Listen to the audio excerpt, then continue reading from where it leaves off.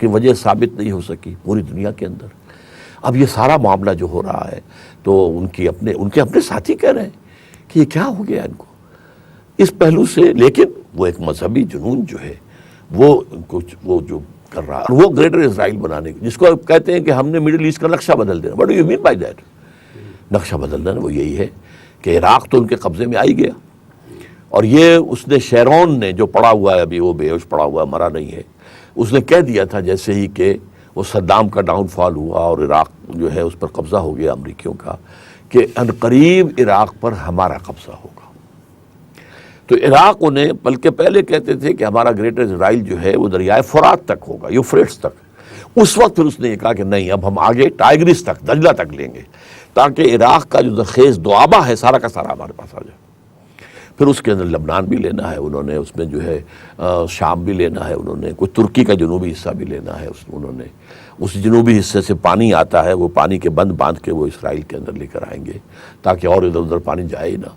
اسی طریقے سے انہوں نے اپنے خیال کے مطابق مصر کا سینائی پیننسولا جو ہے وہ لینا ہے، صحرائے سینا، اور جو ڈیلٹا ہے نائل کا، جوشن کا علاقہ جہاں پر کہ حضرت یوسف علیہ السلام نے اپنے بھائیوں کو آباد کیا تھا، وہ بھی لینا ہے، اور سعودی عرب کا حجاز کا بھی شمالی حصہ انکلوڈنگ مدینہ لینا ہے۔ تو احادیث میں یہی آیا، مدینے میں داخل نہیں ہو سکے گا دجال، لیکن باقی کے مطلب یہی ہے کہ ہو جائے گا۔ اچھا، دوسرا اس کے اندر جو ہے مالیاتی استعمار ہے، اس میں بھی بیک پر یہودی ہے، لیکن اصل میں وہ امریکہ اور ویسٹرن جو ہے مالیاتی استعمار جو ہے پوری دنیا کے اوپر، کہ دنیا جو ہے ورکرز کے اوپر مشتمل رہ جائے گی، اور یہ لکیریں جو ہیں، یہ ملک ختم ہو گیا دوسرا شروع ہو گیا، یہ بے معنی ہو جائیں گی۔ ملٹی نیشنلز کی حکومتیں ہوں گی، بڑی بڑی ملٹی نیشنلز جو ہیں ان کے امپائرز بنیں گے، اور اس سے ہم پوری دنیا کی جو ہے معیشت اس کو کنٹرول کر لیں گے۔ یعنی ایک استعمار وہ تھا کہ ہندوستان کو فتح کرو، اب کیا ہوتا تھا، ہندوستانی تمہیں ماریں گے، تم ہندوستانیوں کو مارو گے۔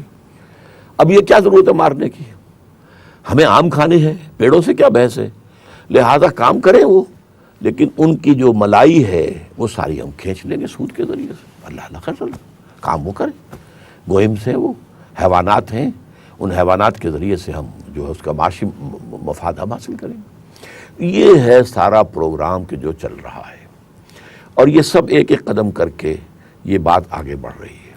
ڈاکٹر صاحب، یہ یہاں جو پاکستان اور ہندوستان کے تعلقات کا معاملہ ہے، اور جیسے کہ امریکہ مشرق وسطیٰ میں اسرائیل کو یعنی گریٹر اسرائیل بنانا چاہتا ہے، اور اسرائیل کو ایک اپنا وہاں ایک قلعہ کے طور پر وہاں اپنا جمانا چاہتا ہے، کیا اس طرح جنوبی ایشیا میں بھی یہاں ہندوستان کو وہی صورتحال دینا چاہتا ہے جو اس نے مشرق وسطیٰ میں اسرائیل کو دی ہے؟ بالکل، اس میں کوئی شک نہیں۔ اصل میں صورتحال یہ ہے کہ پچھلی صدی میں کولڈ وار جو تھی اس کا ہدف تھا کنٹینمنٹ آف رشیا یا containment of U S S R. اب ان کا جو ہدف ہے کنٹینمنٹ آف چائنا ہے، اگر خوف ہے تو چائنا سے ہے صرف، لہٰذا اس کے لیے ایک آلٹرنیٹ جو ہے مد مقابل کے طور پر یہ بھارت کو بلڈ کرنا چاہتے ہیں۔ اور چونکہ اب سرکل جو ہے ادھر سے افغانستان، ادھر سے وہ ریاستیں جو ہیں ازبکستان وغیرہ، قازقستان، یہ سب امریکن انفلوئنس میں آ چکا ہے، ادھر انڈیا آ گیا، درمیان میں صرف پاکستان ہے۔ یا تو پاکستان سر جھکا کر اور بھارت کی منڈی بن جائے اور اس کا سیٹلائٹ بن جائے، تب تو ٹھیک ہے، رہے ایک ملک رہے، بلکہ وہ کچھ نہ کچھ مراعات بھی دے دیں گے، کچھ نہ کچھ پانی بھی ہمارا شاید اور چھوڑ دیں، ٹھیک ہے، اس لیے کہ تم ہماری منڈی ہو اور تمہاری کوئی فورن پالیسی انڈیپینڈنٹ نہیں ہوگی، سر جھکا دو۔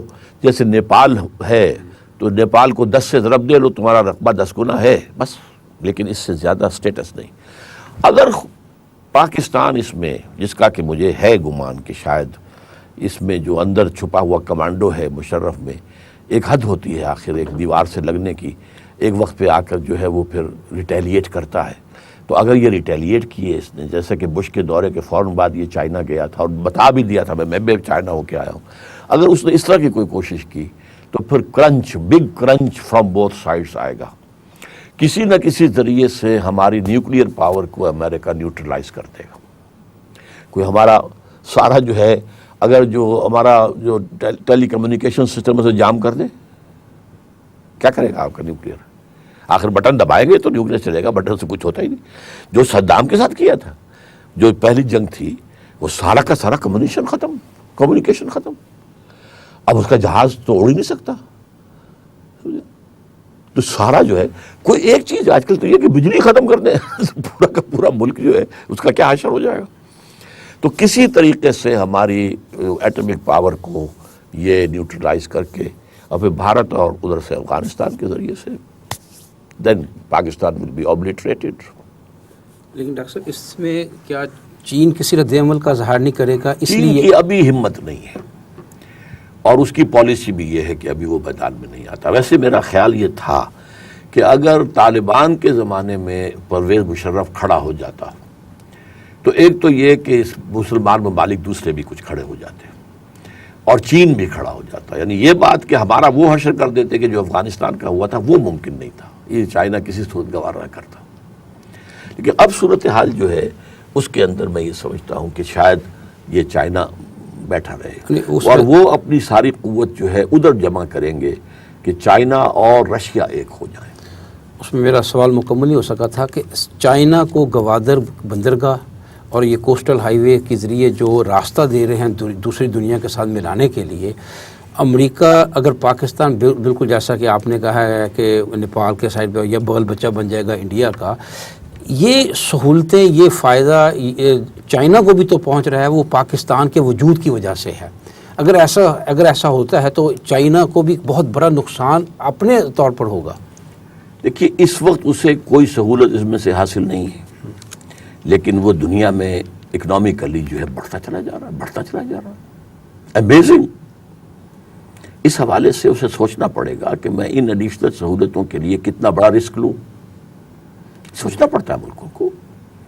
اس لیے بہرحال میں نہیں کہہ سکتا آئی کانٹ پروفیسائز کہ میں کوئی پیشن گوئی کروں، لیکن یہ کہ مختلف سیناریوز ہیں کہ ہو سکتا ہے کہ وہ جس طرح سے کہ جس کو کہتے ہیں بھوت سوار ہے امریکہ کے سر پر، وہ کیا کر گزرے وی کانٹ سے.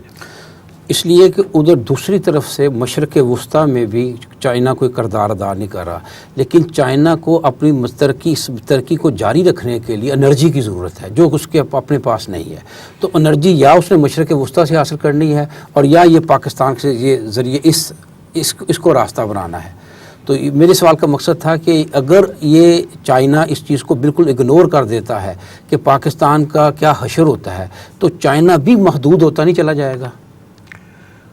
اصل میں یہ ہے کہ پاکستان کو بنا دینا انرجی کی ہائی وے جو کہا گیا تھا کوریڈور، تو یہ تو ٹھیک ہے.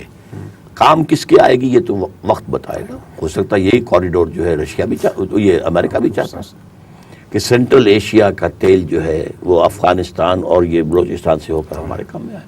یہ تو ٹائم ول ٹیل. اور یہ کہ چائنا کس حد تک آگے آ کر کنفرنٹیشن میں آتا ہے، ابھی تک وہ اس موڈ میں نظر نہیں آتا. ڈاکٹر صاحب آپ کا بہت شکریہ. ناظرین، آج کی نشست میں ہم نے تنظیم اسلامی کے بانی امیر ڈاکٹر اسرار احمد سے ان کے ذاتی حالات، ملکی اور بین الاقوامی حالات پہ ان کی نگاہ اور دین کے معاملے میں ان کے نظریات اور اسلامی انقلاب کے حوالے سے ان کے خیالات سنے.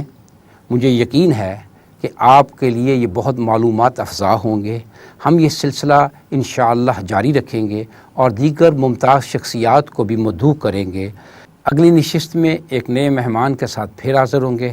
اس وقت تک کے لیے اجازت دیجیے. السلام علیکم ورحمۃ اللہ.